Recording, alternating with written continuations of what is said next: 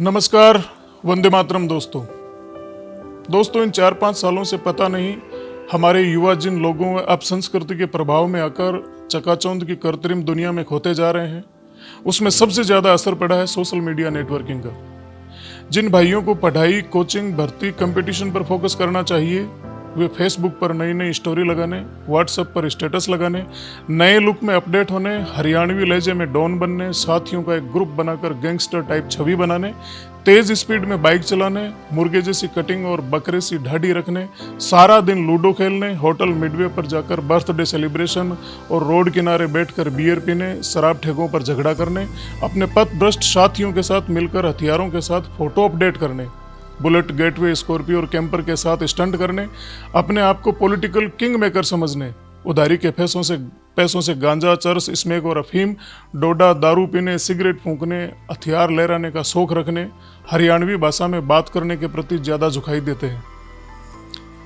झुकते हुए दिखाई दे रहे हैं। और इनमें से अधिकांशतः ग्रामीण पृष्ठभूमि के निम्न मध्यम वर्गीय किसान परिवारों के बच्चे हैं, जिनसे उनके परिजन उज्जवल भविष्य की उम्मीद रख रहे हैं। परंतु ये मुर्गा कटिंग वाले डीजे के डांसर अलग ही दुनिया में जा रहे हैं।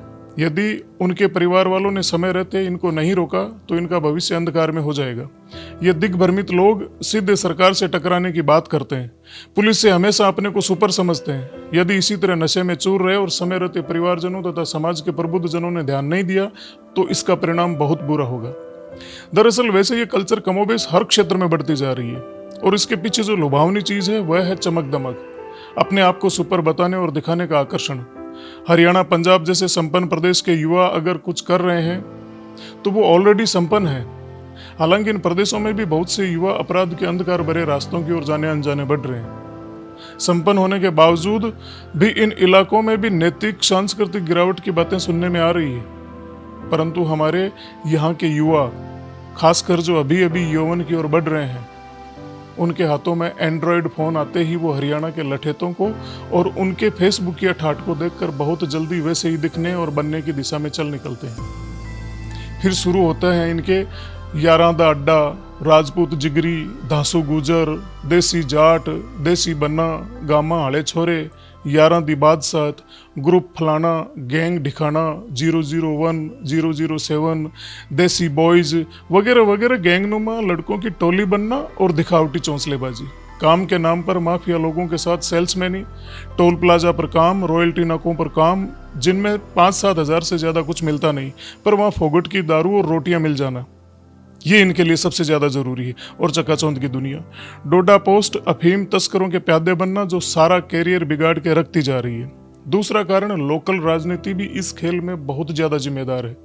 आजकल के चुनावी सीजन में हर नेता को इन फेसबुक या युवाओं की टीम चाहिए जो 5-7 गाड़ियों में भरकर जिंदाबाद जिंदाबाद के नारे लगाते रहें।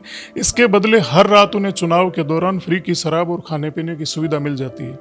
ऐसे माहौल में यह नासमझ उन नेताओं को अपना गॉडफादर समझने लग जाते हैं और नेताजी का भविष्य तो सुरक्षित हो जाता है, पर इनका खुद का भविष्य चौपट हो जाता है।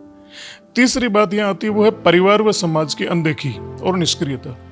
आज समाज और परिवारों में इतना विखंडन बढ़ गया कि अगर पता भी चल जाता है कि कोई गलत दिशा में जा रहा है तो भी हम कोई कदम नहीं उठा पाते। इसका एक कारण बुरा बनने से बचने की भावना भी है। पहले गांव में कोई बदमाशी करता तो उसे गांव के दूसरे लोग ही टोक देते थे, पर अब कोई किसी को नहीं टोकता, और टोके भी कैसे, बेचारे की उसी की बेइज्जती कर देते हैं। परिवार वालों की सुनते नहीं, ऐसे में कोई भी कुएं में पड़े और भाड़ में जाए की मनोवृत्ति धीरे धीरे जड़ें मजबूत करती जा रही है। इस प्रकार के भटके जीव हो जाते हैं अविवेकी और कुंठित। गुस्सा इनके नाक पर, कोई कुछ बोल दे तो मरने मारने को तैयार, शौक पूरे करने के लिए हर हद तक ये जाने को तैयार हो जाते हैं। बढ़ते नशे के प्रचलन, अवैध हथियारों के शौक, इश्कबाजी और गैंग्स प्रवृत्ति ने बहुत से युवाओं को बर्बादी की ओर धकेल दिया है। अपराध संबंधी घटनाएं दिनों दिन बढ़ती जा रही है। आने वाले समय में ऐसी घटनाओं की पुनरावृत्ति बार बार हो सकती है, ये संदेह है। अभी समय है हमारे पास कि हम सचेत और जागरूक होकर इस बर्बादी के रास्ते पर अंकुश लगा सकें। इसके लिए समाज के सभी जिम्मेदार नागरिकों को, हर पार्टी दल के राजनीतिक व्यक्तियों को, प्रबुद्ध जनों को, प्रशासन को, सबको जागरूक होकर उचित कदम उठाने ही होंगे। नहीं तो हमारा युवा वर्ग नकारात्मक मार्ग पर इतना आगे बढ़ जाएगा कि पछतावे के अलावा किसी के पास कुछ नहीं होगा। समाज के प्रत्येक जागरूक व संजीदा साथियों से मेरा विशेष आग्रह है कि शहर, गांव और ढाणी ढाणी तक जन जागृति अभियान चलाएं और यदि इस तरह का कोई भटका युवा साथी आपको मिल जाता है तो उसको किसी भी कीमत पर पुनः सामाजिक सरोकारों से जोड़ दीजिए। यदि आपके प्रयास से किसी एक युवा को भी समाज की मुख्य धारा में आपने जोड़ दिया तो यह अपने आप में समाज और मानवता की एक बहुत बड़ी सेवा हो जाएगी।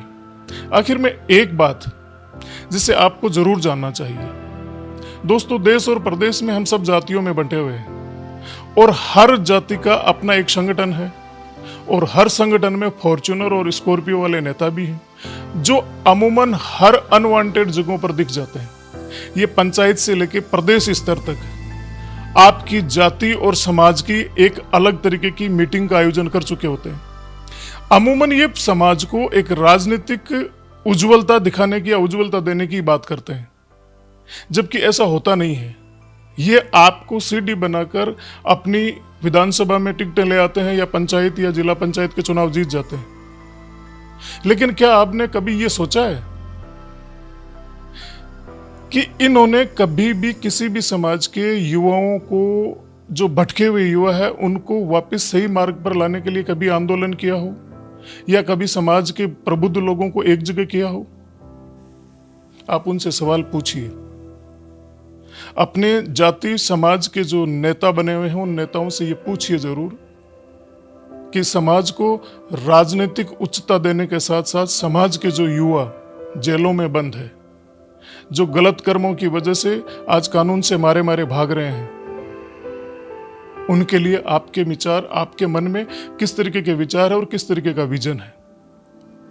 देश का युवा, हर जाति का युवा इस देश के लिए संपत्ति है। समय रहते इस संपत्ति के लिए अपने कदमों को सही दिशा में बढ़ाइए। कहीं ऐसा ना हो कि सोचते विचारते बहुत देर हो जाए। आप सोचिए जरूर और अपने अपने नेता से पूछिए जरूर। नमस्कार, वंदे मातरम साथियों।